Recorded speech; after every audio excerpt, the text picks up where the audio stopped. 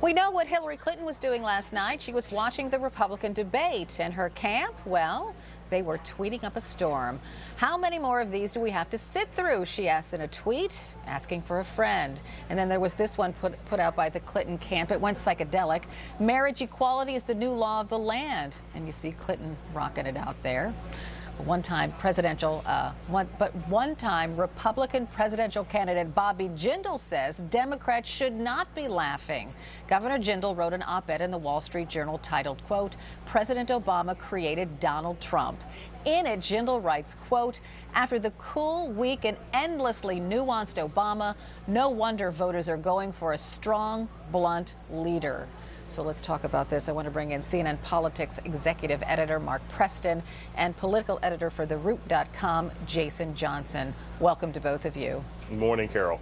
Good morning. So Jason, Bobby Jindal's message is clear in that op-ed. He blames Obama for Trump. Is there something there? No, this is garbage. This is like Batman caused the Joker. No, crazy people don't need inspiration, okay?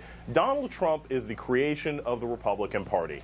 He's the result of birtherism. He's the result of the Republican Congress not improving infrastructure. To say that he is purely on the back of Barack Obama is to deny the entire Republican Party agency. And let's remember, Donald Trump doesn't have the nomination yet. It seems really early for Jindal to be blaming this on Obama when, in fact, there is still a lot of competition to be done, and Trump isn't necessarily going to be representing them.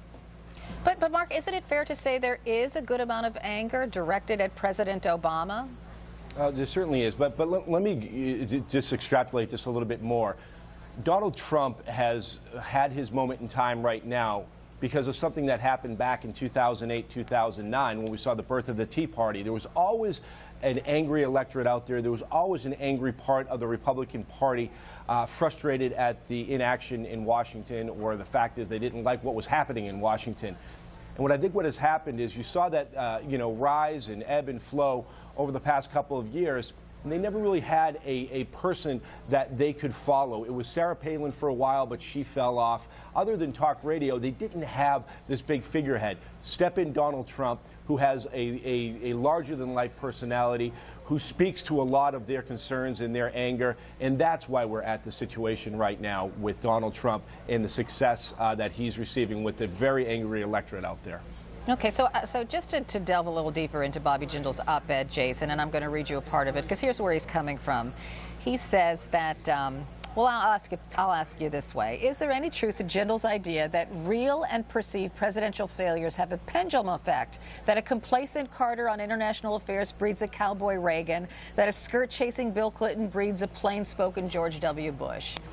Well, yes, every single president we get is a result of what people think of the last president. But that's not the same thing as justifying and excusing, some of the behavior that we've seen from Donald Trump. Okay, President Obama isn't very good at making deals, and Trump may be better. But are we supposed to believe that because President Obama was so progressive and open to the LGBT community and the black community and the Latino community, that we get a virulent racist who pals around with terrorist organizations like the Klan? That doesn't make any sense. And it also denies, and actually, to be perfectly candid, I think it's an insult to the Republican Party because you still have a majority of Republican voters who aren't endorsing Donald Trump and his behavior. And I think Bobby Jindal is really just grasping at straws here because he doesn't understand why his campaign and several other Republicans weren't more successful in an open year like this.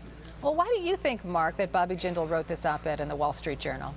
Because Bobby Jindal is very prolific in writing op-eds, and basically he tried to run his presidential campaign through the op-ed pages of newspapers across the country, and he wants to be relevant. I mean, he's a thinker in the Republican Party. He's certainly one of the really smart policy types in the Republican Party.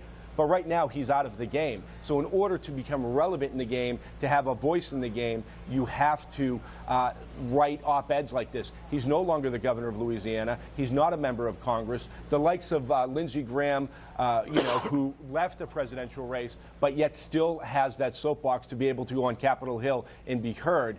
That's why folks like that are listened to. Bobby Jindal has to turn to the op-ed pages. All right, I have to leave it there. Jason Johnson, Mark Preston, thanks to both of you. Thanks, Carol.